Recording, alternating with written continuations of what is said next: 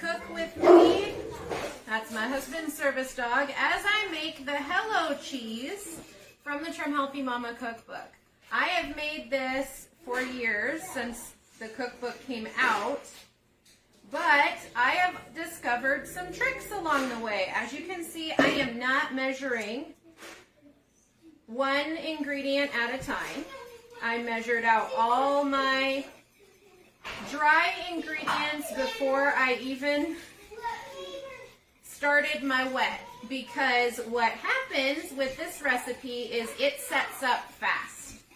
And the first time I ended up with some lumps and this is the best way that I have figured out how not to do that.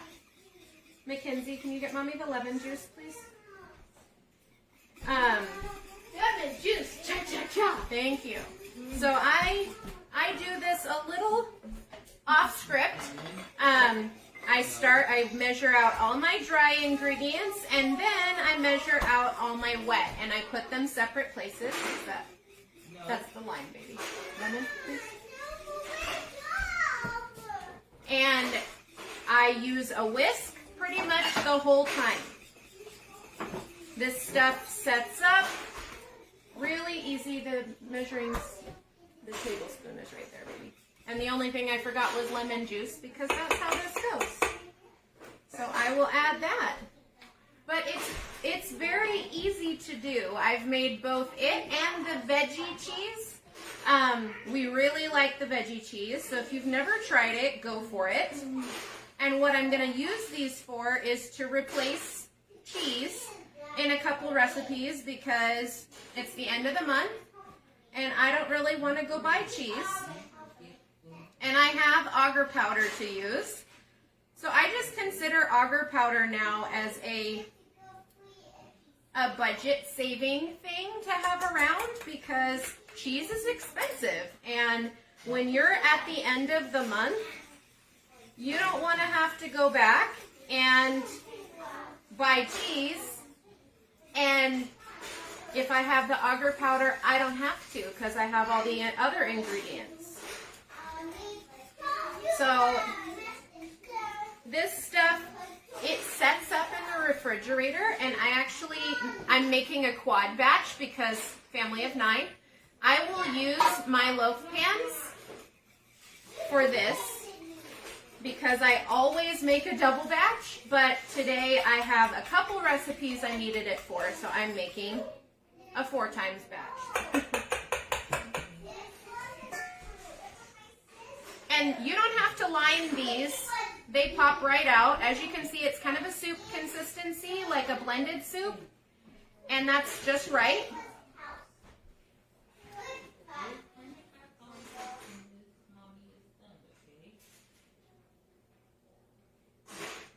And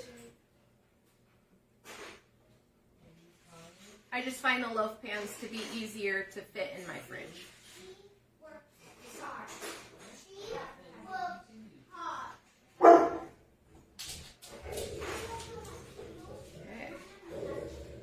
And I'm weird. I like to get as much of it out of the pan as I can.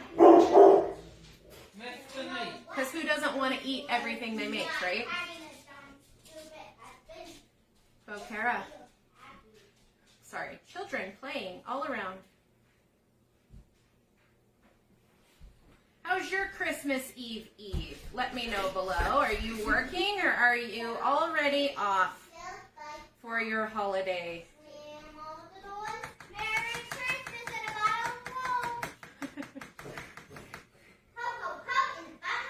So I will come around now that that's done. So this is the consistency. Looks like nacho cheese, right? Tastes pretty good. I always make mine fuel pull. This cookbook, this cheese, it's good stuff. I would definitely, if you have never made it, I would recommend that you do because it is budget saving. So a bottle of agar powder costs me around $7 and I can make Usually about 10 batches of that for $7. And a block of cheese here in our town costs us $5. So, even, as you can see, turmeric fingers, yes. There is turmeric in this. I also, like I said, I like to make it fuel pull. So I don't know. Oh, my daughter's getting the rest out of the pan. And then somebody wanted to know how I cook my beans, because we cook most of ours from dry. We do a soak overnight. Usually 24 hours is ideal, because in my house, if I don't soak the beans, then all of us end up with stomach aches. But if I soak them in water and either lemon juice or vinegar, I have worked with somebody that could not stand fermented things, so she couldn't use vinegar, but lemon juice worked for her. And so we use lemon juice sometimes if we have a farm, like during fly season, because the flies don't love it near as much as they love cider vinegar. So, and then overnight, I'll put it on in the morning after I drain off the water. And then depending on the bean, the Instant Pot is not my favorite contraption. I'm all about the gadgets. I love them. I think that if you make them work for you, they are worth every penny. If they make you work for them, then it's not worth it. But make them work for you. I will explain that in another video. But I really like slow cooking my beans, most of them, like pintos, white beans, kidney beans, things like that, because I found that the Instant Pot, it doesn't matter what I do, they're either overcooked or undercooked. And I've tried different timings, and it must just be me, and that's okay. So I stick with my slow cooker for those. For things like lentils and chana dal and split peas, I really like my Instant Pot. So that's literally all that we do. And then I freeze them in, most recipes call for right around 1.5 cups of beans. So I usually put 3 cups of beans in a bag, and then freeze them. And then they're ready for what we need to do. I just got my pressure canner, so I will be starting to try and can them by the quart jar shortly and see how that goes. But that was dairy-free cheese with Nicole. Merry Christmas! Yes. And when this comes out, so in my experience, this cheese, leave it there, baby. Thank you. It's hot. Yummy. This cheese makes about 2 cups. One batch makes about 2 cups shredded. So when a recipe calls for 2 cups of shredded dairy-free cheese, just keep that in mind, which is why I always make a double batch, because sometimes there are recipes that require 3 cups.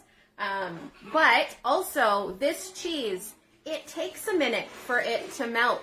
I had somebody that was asking why their grilled cheese, it was still rubbery, low and slow. With this cheese, baking is super helpful for melting.